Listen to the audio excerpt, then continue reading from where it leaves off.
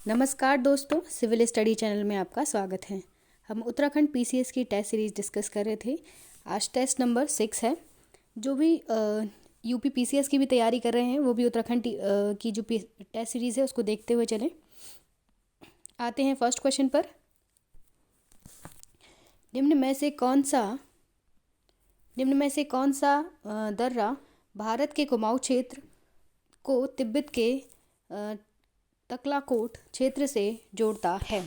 ए Lipulekh, B Shipki La, सी मानला और D बाड़ा लाचा ला। राइट आंसर है ऑप्शन ए लिपुलेख जो है वो भारत के उत्तराखंड के कुमाऊं क्षेत्र को तिब्बत के तकलाकोट क्षेत्र से जोड़ता है। नेक्स्ट क्वेश्चन पर आते हैं। निम्न में से कौन सी नदी देहरादून के दक्षिणी भाग से निकलती है और जो गंगा की सहायक नदी है? ए ब्यास, बी सोंग नदी, सी सतलज नदी और डी रामगंगा नदी। राइट ऑप्शन है ऑप्शन बी सोंग नदी जो है वो देहरादून के दक्षिणी भाग से निकलती है और गंगा की सहायक नदी है। इसके साथ ही उत्तराखंड राज्य में गंगा की अन्य सहायक नदियां जो हैं वो सतलज, रामगंगा, कोशी, लोधिया, गौरी गंगा, काली गंगा, लोधा आदि उत्तराखंड राज्य में गंगा की सहायक नदियां हैं। नेक्स्ट क्वेश्चन पर आते हैं। भारत रत्न उस्ताद बिस्मिल्लाह खां किस वाद्ययंत्र के वादन के लिए प्रसिद्ध हैं? ए शहनाई, बी हारमोनियम, सी तबला और डी बीड़ा। राइट ऑप्शन है ऑप्शन ए शहनाई वादक हैं। जो बिस्मिल्लाह खां हैं वो शहनाई के वादन के लिए प्रसिद्ध हैं। नेक्स्ट क्वेश्चन पर आते हैं। 1857 की क्रांति के समय भारत का वायसराय कौन था? A Lord Canning, B Curzon, C Lord Lawrence, B William Bentinck. Right option है ऑप्शन ए लॉर्ड कैनिंग जो है वो 1857 की जो क्रांति हुई थी उस समय जो है भारत के वायसराय थे। जो लॉर्ड कैनिंग है वो भारत के प्रथम वायसराय हैं। नेक्स्ट क्वेश्चन पर आते हैं। प्रथम आंग्ल मराठा युद्ध में किस संधि द्वारा समझौता हुआ था? ए पुरंदर की संधि, बी सूरत की संधि, सी बेसिन की संधि, डी कोई नहीं। जो राइट आंसर है ऑप्शन ए पुरंदर की संधि।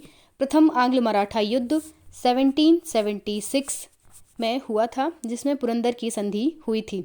लेकिन उससे पहले पुरंदर की संधि से पहले ही पुरंदर की संधि जो है वो 1776 में हुई थी प्रथम आंग्ल मराठा युद्ध के पश्चात, और सूरत की संधि जो है वो 1775 में हुई थी जो रघुनाथ राव द्वारा अंग्रेजों के साथ की गई थी। बेसिन की संधि पेशवा बाजीराव द्वितीय द्वारा 1802 ईस्वी में की गई थी। आते हैं नेक्स्ट क्वेश्चन पर। बैकाल झील किस देश में स्थित है? ए रूस, बी अमेरिका, सी चीन और डी अफ्रीका।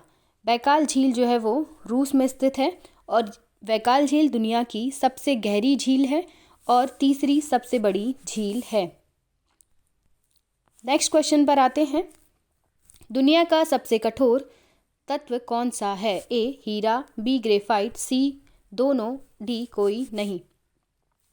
राइट आंसर है हीरा जो है वो दुनिया का सबसे कठोर तत्व है।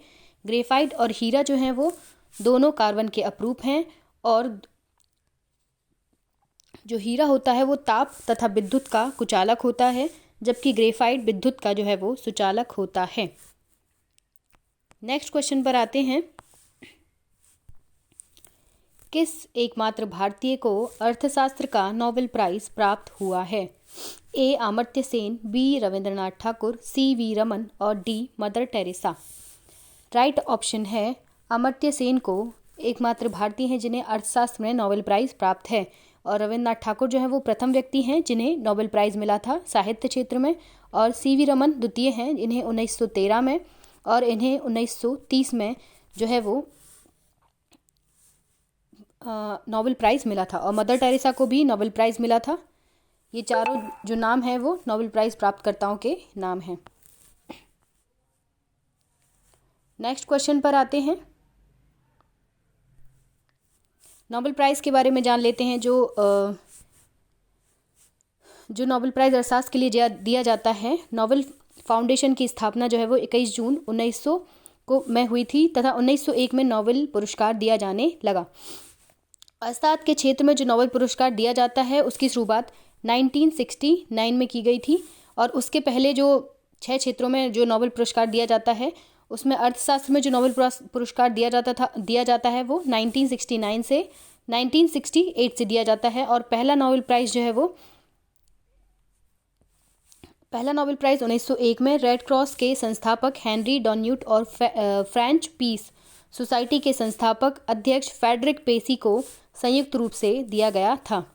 ठीक है, हेनरी ड्यूनेट और फ्रेडरिक पेसी को जो है वो पहला नोबेल प्राइज़ प्राप्त हुआ था, नोबेल का शांति प्राइज़। आते हैं नेक्स्ट क्वेश्चन पर। पीलिया रोग किस अंग को प्रभावित करता है? ए यकृत, बी आमाशय, सी छोटी आंत और डी कोई नहीं। राइट ऑप्शन है यकृत। पीलिया से जो अंग प्रभावित होता है मानव का वो यकृत है और यकृत को लीवर भी कहते हैं इंग्लिश में। तो ऑप्शन में दोनों आ सकते हैं, यकृत या लीवर, पीलिया से प्रभावित होने वाला अंग। नेक्स्ट क्वेश्चन पर आते हैं। इंदिरा गांधी परमाणु अनुसंधान केंद्र कहाँ स्थित है? A Kalpakkam, B Mumbai, C Hyderabad, D Jaduguda.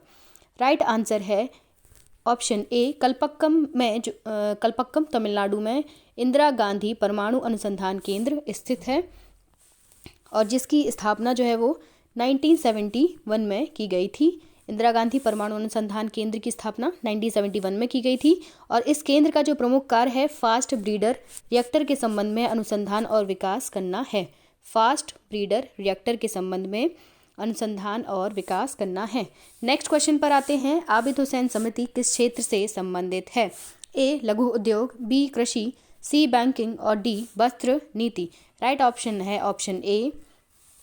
Abid Hussain समिति को जो है वो लघु उद्योग क्षेत्र के संबंध में लघु उद्योग क्षेत्र से जो है वो संबंधित है। नेक्स्ट क्वेश्चन पर आते हैं। नेताजी की 125वीं 25 लिखा हुआ है, ये 125 है, 125वीं जयंती के अवसर पर नेताजी 2022 पुरस्कार किसे दिया गया है? A Narendra Modi, B Shinzo Abe, D Amit Shah और C D Ashwini Kumar. Right option है ऑप्शन बी। शिंजो आबे को जो है वो नेताजी 2022 पुरस्कार दिया गया है नेताजी की 125वीं जयंती के अवसर पर और इंडिया गेट पर नेताजी का होलोग्राम स्थापित किया गया है कल उनकी जयंती के अवसर पर 23 जनवरी को। शिंजो आबे के बारे में जान लेते हैं दोस्तों। शिंजो आबे जो है वो शिंजो आबे जापान के पूर्व प्रधानमंत्री रह चुके हैं। ठीक है, और ये जो पुरस्कार है वो नेताजी रिसर्च फाउंडेशन के द्वारा दिया जाता है। नेक्स्ट क्वेश्चन पर आते हैं।